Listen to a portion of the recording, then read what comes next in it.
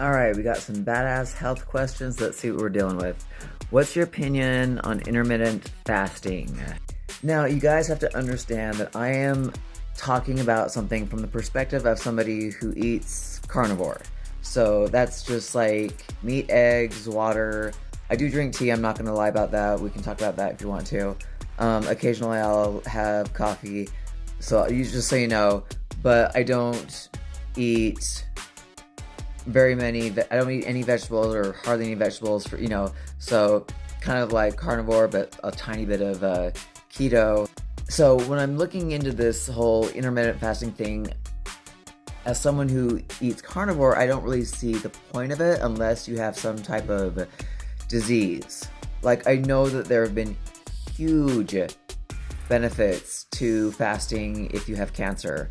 Like, starving the cancer for a long time is very beneficial. Not eating any sugar, any fruit at all if you have cancer has shown vast improvements, I've heard. But also, the fasting thing, I mean, I've seen my mom does it. A friend of mine, he was telling me that he's lost a lot of weight doing it because, yeah, you're eating less food. Someone like me, when I fast, because I thought I'd look into it too. I thought I'd give it a go because I heard it was just a good way to, cleanse the body. And also, when you're eating carnivore, you're not eating as much as you were before. Like, I am someone who was eating my meals regularly. I was eating every 3 to 4 hours every day, probably for the last 15 to 20 years. That's how I ate.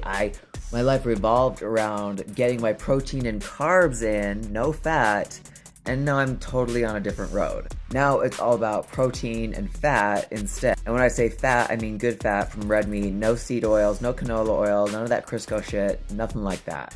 So I decided to try, the whole 16, 17 hour fast, which isn't that difficult if you have a meal at 7 o'clock and then eat, 16 hours later the next day. It's not really that difficult to do.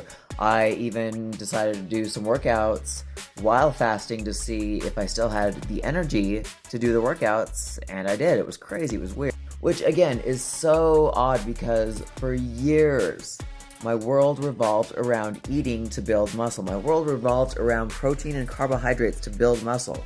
No one could have told me otherwise that protein and fat was going to help me build muscle better than protein and carbohydrates. And now I'm living proof. But as someone who's not whose goal isn't always to lose fat, I don't need to lose fat. That's not my intention. My intention for the last 20 years has been to build muscle. That's my goal. That's the dream. That's the life that I live. But there's a lot of people out there who are trying to get healthy by losing fat by doing the intermittent fasting. And the thing about that also is that, in my opinion, if you're still eating garbage when you are eating, it's like the temporary, diet that you do. It's like the fad diets where they do it and then they lose the weight and then I've lost this weight, so now I don't need to do it anymore, and then they go back to their other life, and guess what happens? We all know what happens. It's the same shit. So, as a body cleanse, as a reset, I'll do the, 16, 17 hour fast maybe once a week. I'm just kind of gauging my body to see how I feel. Like I said, after going carnivore and getting off of the carbohydrates and sugars, the energy that I'm getting from eating, bacon and sausage and eggs every day, and red meat, and lamb burgers, and bison meat, and, you get what I'm saying. The energy's been amazing. Once my body adjusted to getting off of carbohydrates, and I was no longer dizzy, and I didn't have foggy, my brain started working better. So that's where I'm coming from. I'm coming from a place of not necessarily to lose fat, which most people are, which is why they should do carnivore.